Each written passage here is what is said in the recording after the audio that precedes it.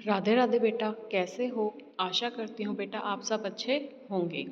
बेटा हमने इस चैप्टर के शब्दार्थ और प्रश्न उत्तर कर लिए थे। आज हम इसका पुस्तक कार्य करेंगे। हमारा पहला प्रश्न है, सही विकल्प पर सही का निशान लगाइए। बेटा यहाँ पर कुछ प्रश्न दिए गए हैं, उनके कुछ विकल्प हैं। हमें उस विकल्प में से सही चुनना है और उस पर सही का निशान लगाना है।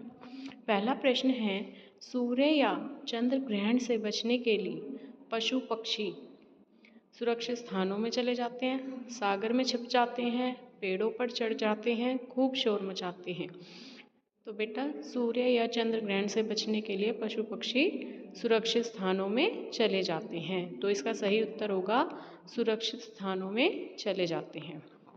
अगला है, जीवों द्वारा प्रकृति की इन हलचलों को पहले ही जान लेना ईश्वर की कृपा है, आश्चर्यजनक है, समझ से परे है, वैज्ञानिकों के लिए एक चुनौती है। तो बेटा इसका सही उत्तर होगा वैज्ञानिकों के लिए एक चुनौती है। अगला है, प्रकृति के प्रति मनुष्य की लापरवाही का कोई असर नहीं पड़ता है, उसकी चेतना को जागृत करती है, उसे भारी पड़ सकती है, प्रकृति नाराज हो सकती है। तो बेटा प्रकृति के प्रति मनुष्य की लापरवाही उसे भारी पड़ सकती है। तो इसका सही उत्तर होगा थर्ड ऑप्शन, उसे भारी पड़ सकती है। अगला है, पशु का व्यवहार भौगोलिक और जलवायु परिस्थितियों से संचालित होता रहा है, समझौता नहीं कर पाता, घबरा जाता है, प्रभावित होता रहा है। तो बेटा इसका सही उत्तर होगा संचालित होता रहा है। प्रश्न उत्तर बेटा हमने कर ही लिए थे। आगे है बेटा व्याकरण बोध। विशेषण शब्द की 3 अवस्थाएं होती हैं।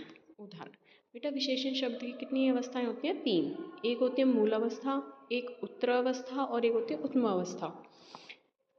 इसका एक उदाहरण है बेटा अधिक, तो उत्तर अवस्था में हो जाएगा अधिकतर और उत्तम अवस्था में हो जाएगा अधिकतम।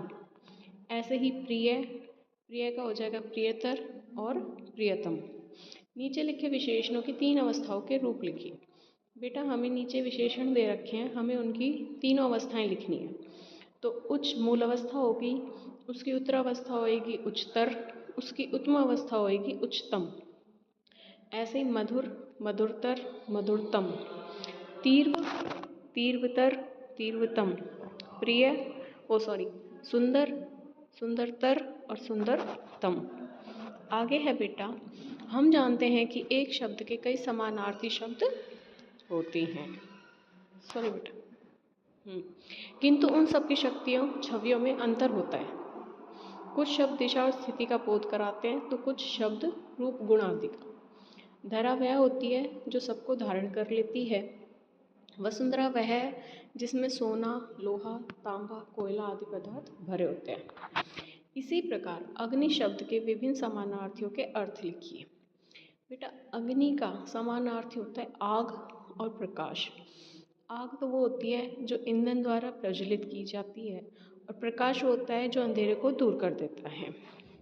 आगे है, नीचे लिखे शब्दों के वर्ण विच्छेद कीजिए। बेटा हमें यहाँ पे कुछ शब्द दिए गए हैं और हमें उनका वर्ण विच्छेद करना है। परिपूर्ण, अब देखो बेटा पै के बाद किस चीज़ की साउंड आ रही है, किस चीज़ की आवाज़ आ रही है? पै, ए की। तो आधा पै प्लस ए। रै की किस चीज़ की मात्रा लग रही है बेटा? छोटी ई की। तो रै प्लस छोटी ई प्लस पू, पै के नीचे बड़े ऊ की मात्रा लग रही है, बड़े ऊ की साउंड आ रही है। तो पै प्लस बड़ा ऊ प्लस रै प्लस अणे प्लस ए। सूर्यास्त, से प्लस ऊ प्लस रै प्लस य प्लस आ प्लस से प्लस तै प्लस ए। आश्चर्य, आ प्लस श प्लस च प्लस ए प्लस रै प्लस य प्लस ए। वर्षा, व प्लस ए प्लस रै प्लस श प्लस आ। सौहार्द, स प्लस औ प्लस है प्लस आ प्लस रै प्लस द प्लस ए। आगे है बेटा, नीचे लिखे शब्दों के विलोम लिखिए। विशाल, तुच्छ, प्रथम, अंतिम, त्यागना, ग्रहण करना। सूर्यास्त, सूर्योदय, प्राकृतिक, अप्राकृतिक, मानव, दानव। आगे है बेटा, सुरक्षित का विलोम असुरक्षित, सामान्य, असामान्य, पूर्व, उत्तर। कर्तव्य, अकर्तव्य, लुप्त, प्रकट, व्यक्तिगत, सार्वजनिक। आगे है बेटा, उदाहरण के अनुसार नीचे लिखे शब्दों के दो दो भिन्न अर्थ लिखिए। प्रकृति बेटा एक व्यवहार होता है, नदी, जंगल, पहाड़, फल फूल आदि। शब्द एक है लेकिन उनके अर्थ भिन्न भिन्न हैं। ऐसे ही मन एक होता है बेटा चित्त, और एक मन का अर्थ होता है एक तोल मतलब वेट। कर मतलब हाथ और किरण, पर पंख और दूसरा, पूर्व पहला और एक दिशा, ग्रहण लेना, कैद करना। नीचे लिखे श्रुति संभिन्नार्थक शब्दों के अर्थ लिखिए।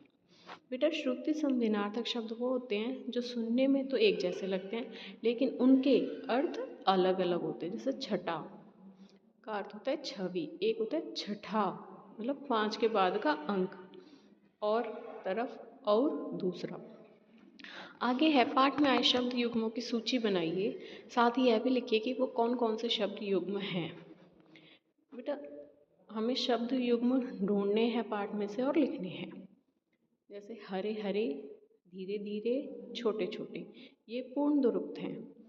पशु पक्षी, कीड़े मकोड़े, उछल कूद, क्रियाकलाप, फलते फूलते, ये अपूर्ण दुरुक्त हैं।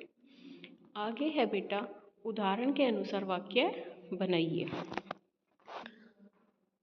हमारा वाक्य है, सरकारी संस्थाएं पशु पक्षियों के संरक्षण हेतु काम करती हैं।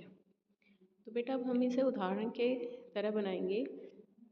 सरकारी संस्थाओं के द्वारा पशु पक्षियों के संरक्षण में काम किया जाता है। आगे है, ये अबोध जीव जंतु मनुष्य को सावधान करते हैं।